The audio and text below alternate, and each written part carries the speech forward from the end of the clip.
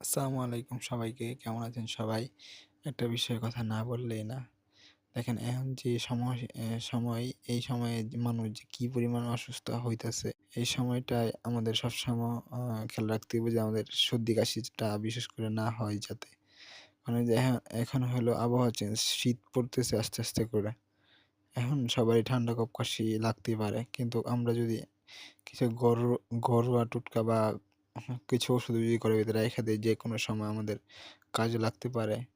যেরকম ধরেন ঠান্ডা খুব কাশি ওষুধগুলা বা বড় কোনো রোগ হলে এটা ডাক্তার প্রেসক্রিপশন করে তারপর ওষুধ নিয়েন। কিন্তু এমনিতে যে নরমালি যে ওষুধগুলা আমাদের ঘরেতে থাকা উচিত সেগুলোর মধ্যে হইছে নাপা, অ্যালাট্রল এগুলা ঠান্ডা কফ কাশির জন্য সিরাপ এগুলা আমাদের ঘরে থাকা দরকার। আর ঘরোয়া কিছু টোটকা আছে এগুলা ইউজ করে দেখেন কারণ আবহাওয়া চেঞ্জ হইতেছে তো এই সময় সবারই কম বেশি ঠান্ডা কফ কাশি হইতে পারে।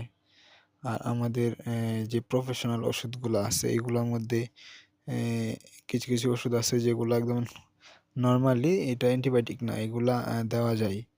আর ডাক্তারের পরামর্শে যদি কোনো ওষুধ নিতে চান তাহলে ভালো ডাক্তার দেখবেন যে এমবিবিএস আছে কিনা। যদি এমবিবিএস না থাকে তাহলে তার ভালো ডাক্তার হইল না। এমবিবিএস কমপক্ষে যে সর্বনিম্ন যে ডাক্তার দেখান সেটা হলো এমবিবিএস। তার চেয়ে ভালো লেভেলে যদি কোনো ডাক্তার পান তাহলে তো আরো ভালো। কিন্তু আমাদের এমবিবিএস এর নিচে ডাক্তার দেখানো উচিত না আসলে। আর ঘরে আমাদের দোকান থেকে দেখে নিবেন যাতে ওষুধগুলা ডেট থাকে। ওই সব ওষুধগুলাই কিনবেন। আর ওকে গাইস ভালো থাকবেন আর আমার ইউটিউব চ্যানেলটা সাবস্ক্রাইব করবেন।